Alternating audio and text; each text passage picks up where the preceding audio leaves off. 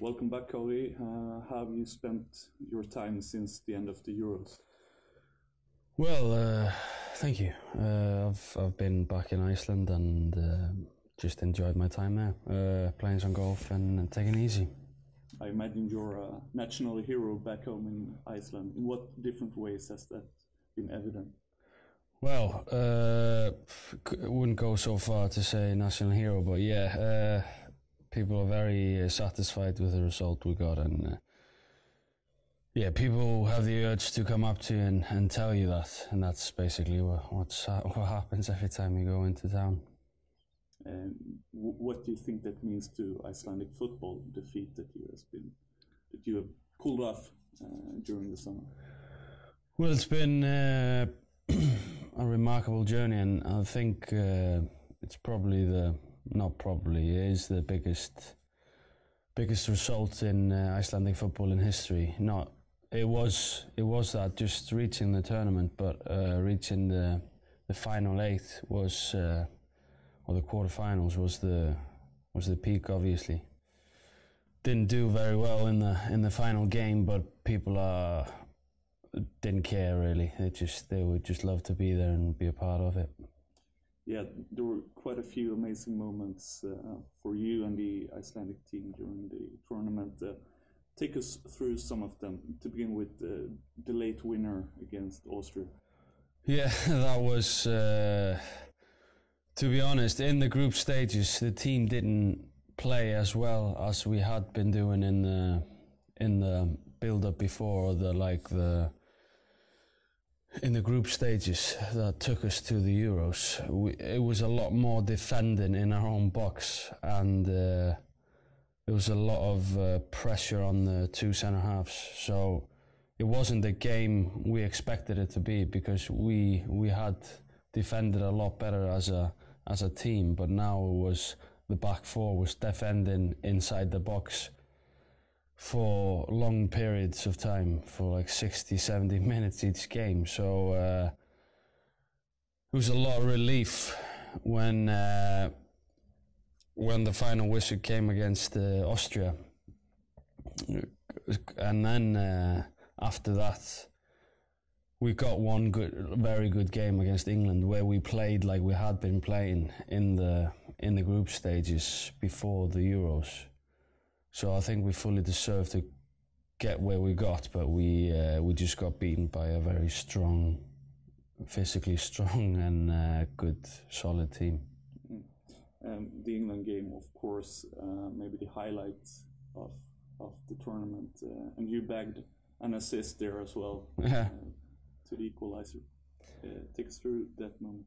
Well, against Hungary, we did exactly the same, and they put Fuchs on me, who's a right back or left back.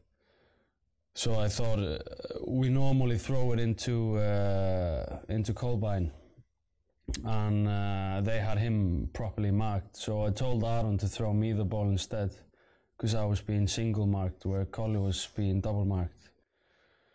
And it was just the same script.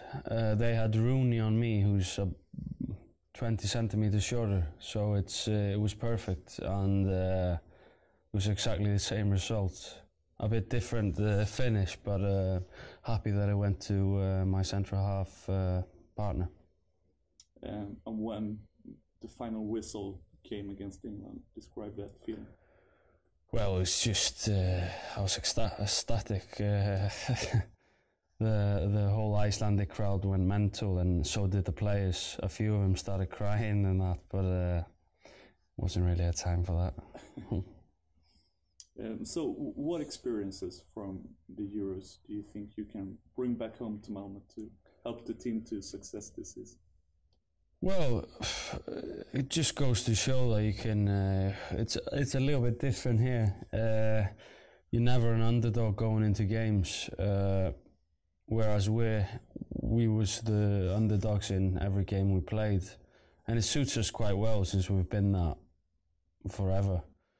But here it's more you're expected to win, and it's the same thing in principle. It's the patience.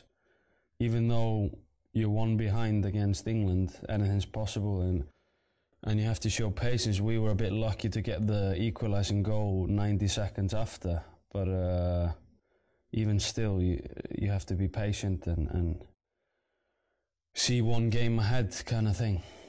Are there any similarities to the time where MFF actually were underdogs going into the Champions League? Yeah, it was a bit similar. I remember against Red Bulls away, it was a bit like the Iceland team in the Euros. We were under attack for 70 minutes and they had the ball the whole game. But we knew that we still had to play him at home, and so we had to be patient. And we did quite well. We defended well until the very last minute when we conceded a penalty, and so it was a bit similar. Yeah. Do you see yourself lifting a trophy at the end of the season? Yeah, definitely. I mean, everyone expects us to win, and so does every player in the team. And we've got a 3-point cushion, which is comfortable, but you can't. So you can't have one bad game, but that's about it. And we go into every game to win it, and it's as simple as that. And if we achieve that, obviously we're going to win the league.